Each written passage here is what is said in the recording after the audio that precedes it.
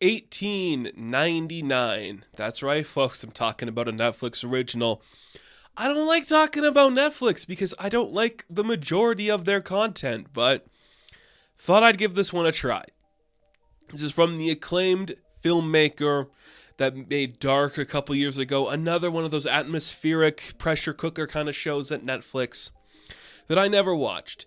And this is a whole other topic that we don't really need to get into, but I'm kind of tired of the Netflix formula. Their stuff is all the same, and it's not that interesting. And I think 1899 is a really good example of like, oh man, if this was weekly on a different streaming service and tried harder, it would be more interesting to watch. But as it stands, it feels like it's not real, if that makes sense. And again, this is coming from a guy who does what I do, talks about a lot of television. When you are watching a show that feels so formulaic, especially in today's climate, that you have to binge to get this going, to talk about it on this kind of a platform, you lose a lot of interest in a property because it's expecting and insisting too much upon you. And that is what this show does for me. Weird marketing push, not much of anything. That is the huge Netflix problem that we could spend times and time again talking about, but we're not going to. So 1899, an atmospheric show on Netflix, kind of just going against the grain for what their standard is now for like these blockbuster franchise things. What about a show that is all about like the mystery and intrigue and allure and leading you in with something? Is that what we can sustain today? Turns out it's not. And the thing is, like, again, if this was weekly, you could build up your hype a little bit better. But because you are dropping it all at once, it does have that thing where it's like, okay, here's the binge. Was that a satisfying binge? No, if I had more time to digest this. And yes, I know it's up to me to watch it on that time. But in today's water cooler moment, you have to finish it all or you can't talk about it, and that's the problem. I have a lot of problems with Netflix. That's not what we're here to talk about. I want to get off the Netflix stuff, and let's just talk about 1899, which is as just generic as a show could be. I really struggled with this one more than I have with a lot of content recently because there are certain moments where I'm like, okay, this is cool. This is fun. This is an enjoyable mystery. Like, what's going on? What is all of this about? And then the other half, I'm like, oh yeah, it's 8 episodes at an hour apiece, and we're really stretching a story really thin. And because of that, I just sit there going like, man, this would be a great 6 episodes. Oh man, this would be a great movie, a great 2-hour movie.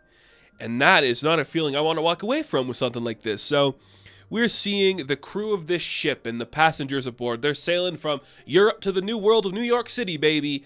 And there's a mystery afoot because there's the ship called the Prometheus that all of its crew went missing a couple months ago.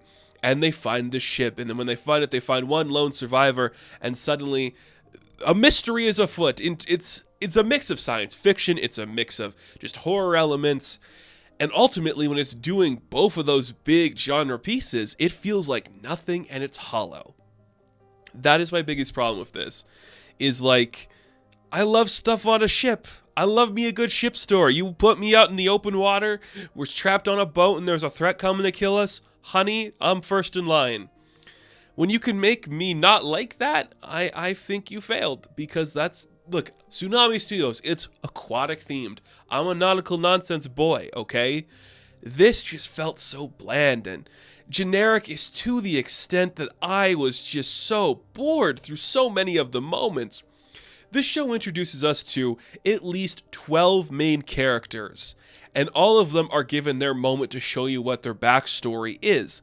And all of them have cliched basic backstories that add nothing of interest.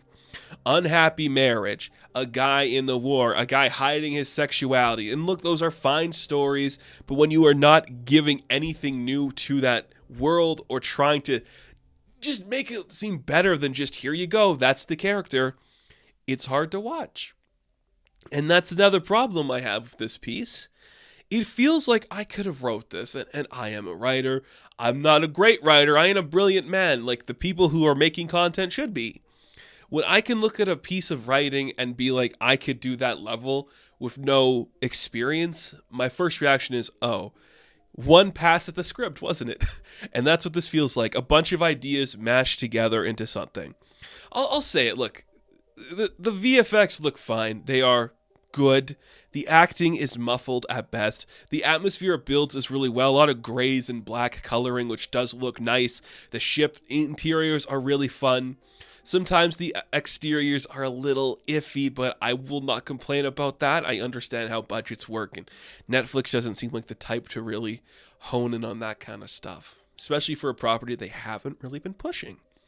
So I get it. I really like what they did with this one specific thing, and that is like every character talks in their own accent, and we just get dialogue and subtitles just saying it. I'm like, okay, this woman is Japanese, this person is German, this person is Spanish, this one is English. I'm like, okay, I can follow that. There's a French people in there too. I'm like, yeah, okay, cool. Don't have them talk with accents. Just get actors to do the right thing, and it works fine. Like, and there's a communication barrier between some people, and I support that. That's a fun. Like, do it. That's how this would work anyways. Bunch of people on a ship like this, that's how it would feel. I'm all board for that. Perfectly fine. The actual reveals themselves are kind of fun, I guess. If you can feel yourself getting invested in this property, it's going to go in directions that you're like, oh, okay, I guess. If you're not, you're like, oh yeah, okay, I've seen this before, which we'll get into a minute here. It's a bunch of science fiction tropes. It's a bunch of horror tropes. It's just a bunch of tropes in this genre.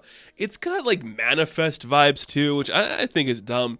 One thing I cannot stand about this is the insistence of modern music that they play at the end of every episode. Like, I don't need to hear Don't Fear the Reaper when you're doing like a big moment about life and death. Like, I get you're doing an atmospheric thing and it ties into like the nonsensical whatever you're talking about, but it just kills the vibe completely. It doesn't add flavor. I don't enjoy this show at all. And here's the thing that I want to make abundantly clear too.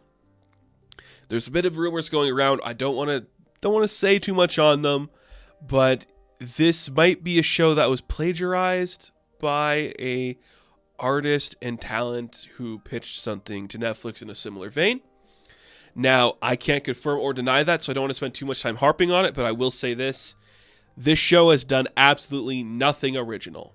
There is not a single ounce of this show that has an original beat to tell.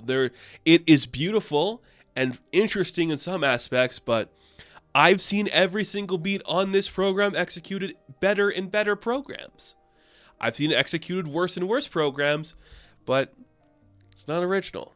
I do like seeing me some Emily Beecham, though. I think she's fantastic, and I want to see her do more. So when she's leading something like this, I'll watch it, but I don't know. This one just doesn't land on anything. Sometimes you're surprised, sometimes you're not. At the end of the day, it's just more content. And it doesn't have like a message to perfectly say. It doesn't have anything creative to endure over time. It feels like another weekly release for Netflix that you binge in a week, you forget about in 2 years. And that kind of sucks. That is painful. And it really hurts. It just really hurts to know content doesn't stick true anymore. It's rough. I don't know. I like ships, but this one, not a ship for me. And then again, I'm not a Netflix guy, so yeah, $18.99 was whatever. Not impressive. But I watched it, so did something right, I guess. $18.99, the new series that you already forgot about. I am going to give a 5 out of 10. Now, thank you guys for watching this review. Be sure to like and subscribe to the channel. As always, you can check me out on Instagram, TikTok, and Twitter. And as always, I will catch you in the next one. Have fun. Stay safe. Good luck.